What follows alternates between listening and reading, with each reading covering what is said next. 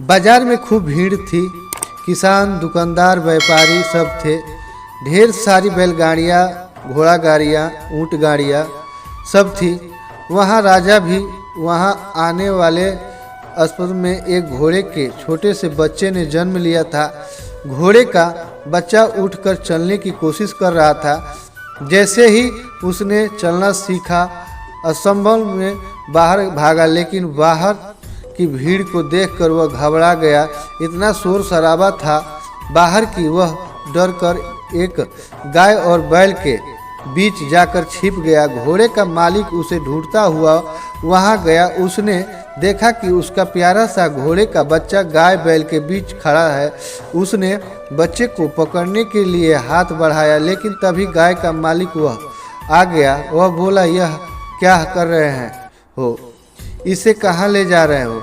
यह मेरा है। घोड़े वाला बोला, क्या कह रहे हो?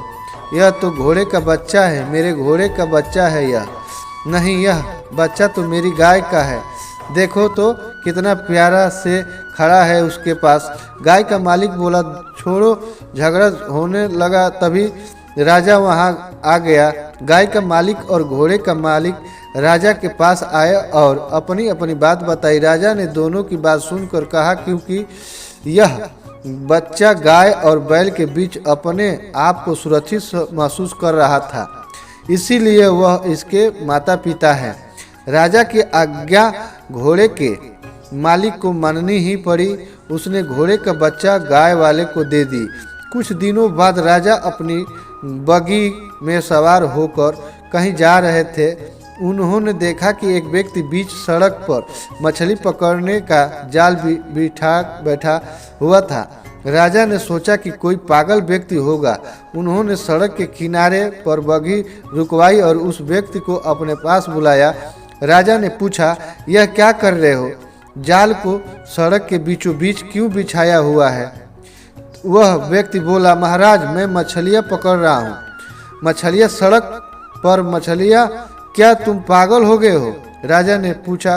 वह व्यक्ति अंदर आदर के साथ बोला, महाराज, यदि गाय और बैल एक घोड़े के बच्चे को जन्म दे सकते हैं तो फिर मैं सड़क पर मछलियाँ क्यों नहीं पकड़ सकता? महाराज ने ध्यान से देखा।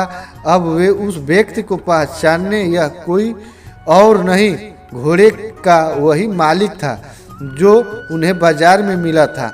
उन्होंने तुरंत अपने सैनिकों को आज्ञा दी, जाओ उस गाय बैल के मालिक को बुला कर लाओ। तुरंत गाय के मालिक को घोड़े का बच्चा वापस करना पड़ा। झूठ बोलने के लिए उसे सजा भी दी गई। उस दिन से 1 महीने तक वह अपनी गाय का ताज़ा दूध घोड़े के मालिक के घर भेजवाता था, वह भी बिल्कुल फ्री।